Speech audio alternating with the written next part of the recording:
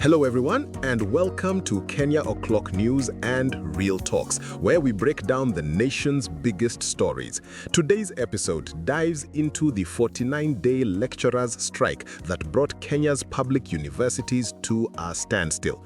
We'll uncover what fueled the walkout, the sleepless late-night negotiations that finally ended it, and the toll it took on thousands of students waiting for learning to resume. It all began on 17 September 2025, when staff of public universities walked out in protest. Their demands for arrears to be honored, for a new collective bargaining agreement, for assurance that the long-term stability of academic staffing would be secured. In campuses from Nairobi to Nyeri, teaching, research, student services, everything ground to a halt. As one Science Journal piece noted, strike brings Kenya's universities to a halt. Students stared at empty lecture halls, library doors locked, semesters thrown off track. One union leader would later apologize for the 42-plus days of lost learning. Behind closed doors, the pressure mounted. The Ministry of Education, university councils, and unions such as the University's Academic Staff Union and the Kenya University Staff Union locked horns over the figures. Roughly Kenya shillings 7.9 billion in arrears was the headline demand. Negotiations went smooth. Threats of escalation, walkouts, finger-pointing. Eventually, the matter landed before the Parliamentary Education Committee and then the senior echelons of the government. The breakthrough came after intensive talks at Jogoo House, Nairobi, where the ministry, unions, and other stakeholders hammered out what many described as a tense but promising session. Imagine you're a first-year student. You've reported to campus, settled in, attend orientation, ready to begin your academic journey, and then weeks go by with zero lectures. The strike began just as the 2025-26 first semester got underway. For those sitting exams, submitting dissertations, or eager to graduate, research timelines shift, lab access is removed, momentum is lost.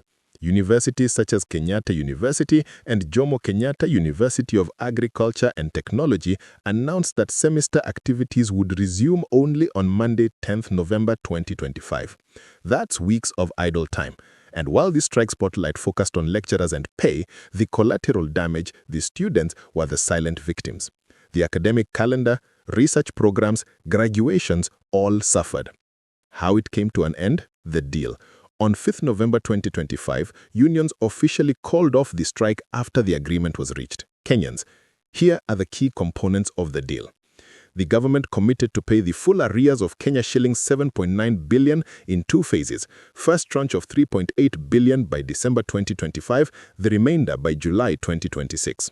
A return-to-work formula was signed guaranteeing that no lecturer would lose employment or be victimized for the strike and that disciplinary actions tied to the strike would be withdrawn. Negotiations for the 2025-2029 Collective Bargaining Agreement, CBA, were mandated to commence within 30 days. In short, the strike ends, the funds are pledged, and classes resume Monday, 10th November 2025. Students return, lectures begin again. Why it matters? Because this isn't just a pay dispute. It's about the future of higher education in Kenya. It's about ensuring that academic staff are supported and motivated and that students are not the ones bearing the brunt of systemic delays. It's about trust. Will the government honor this deal? Will future agreements be respected? The union signaled they would not strike again before 2030 if this is fully honored. So there you have it, 49 days, millions of teaching hours lost, thousands of students waiting, and now a deal, a return, a hope.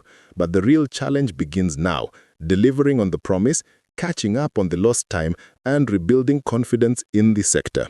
If you found this story compelling, stay tuned as we dive deeper in coming episodes. We'll talk to students impacted, university leadership perspectives, and analyze what this means for Kenya's higher education system moving forward. Thanks for listening. This has been Kenya O'Clock News and Real Talks, bringing you the stories that matter most. And as always, stay informed, stay curious.